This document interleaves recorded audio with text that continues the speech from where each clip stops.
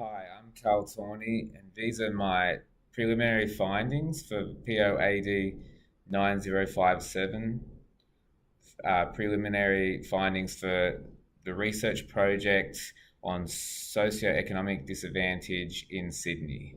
On the presentation, you have a spatial map of Sydney, and the data underpinning this map is the CEFA index, which also known as, or which stands for the socioeconomic indexes for areas, and basically you can see a sea of blue in the north and east, which represents areas with a CEFA score of over 1,000, and in the west and southwest Sydney, you have lower scores, generally under 1,000, and that's basically a socioeconomic divide between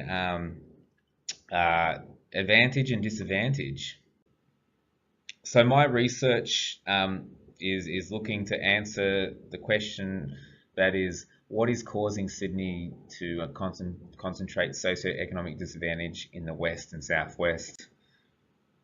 My first hypothesis focuses on metropolitan planning and you know, its role in increasing the supply of housing stock in desirable areas, that is affordable for people on lower incomes. And by lower incomes, I mean very low to moderate incomes. And the second hypothesis centers around housing market prices in desirable areas and those prices restricting individual choices to disadvantaged suburbs in Sydney's west and southwest. So the first part of my research looked at building approval data from 2011, 2013, 2015, and it looked at basically I plotted all the building approval data down to SA level 2, and then using the CEFA index, I allocated a score for these approvals based on their location as being either advantaged or disadvantaged. And this is some of the preliminary findings coming through now. So generally, you can see here on the left from 2013, a lot of the majority of 71% of the approvals are actually in advantaged areas. Well, that's fine, that's to be expected. These, these areas, advantage areas, are very desirable places to build housing, and there's a strong market for housing those areas. So you can see it's strong outcomes there in terms of the proportion of housing approvals. But once you get to 2 years down the track to 2013, you can see that the proportion has dropped, and the areas that are disadvantaged are getting more approvals. And you get to the stage where December last year, there's actually a significant drop, almost about 10% in approvals in advantaged areas, and over 10% increase in disadvantaged areas. So that's a strong sort of finding that's coming through the data at the moment. And I'm yet to actually plot the data spatially, but this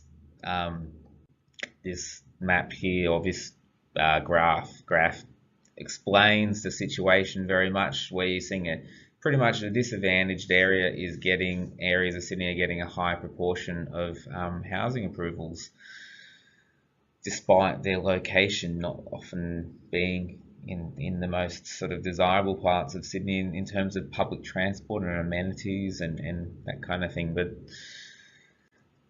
so that's one sort of area of my research that's sort of coming out at the moment. The second part is about the housing market itself. And so I've been using data from reports from the Housing Industry Association on affordability. They've got a report that comes out quarterly. Also New South Wales Government Rent and Sales Report data, and ABS data from its census on population and housing. So just using the HIA affordability report, I've looked at the median dwelling price for all of Sydney based on the data that's come through from the New South Wales Rent and Sales Report. And then I've looked at income levels and from ABS, and also using this and the assumptions around the HIA report for affordability, I've developed an analysis on the what are the affordable parts of Sydney to actually purchase a dwelling. And remarkably, of the 42 local government areas in all of Sydney, only 7 are coming up as being affordable based on the monthly repayments and the housing prices that are in those locations. And I've got them listed on the screen there: Blacktown, Blue Mountains, Camden, Campbelltown, Fairfield, Liverpool, and Penrith.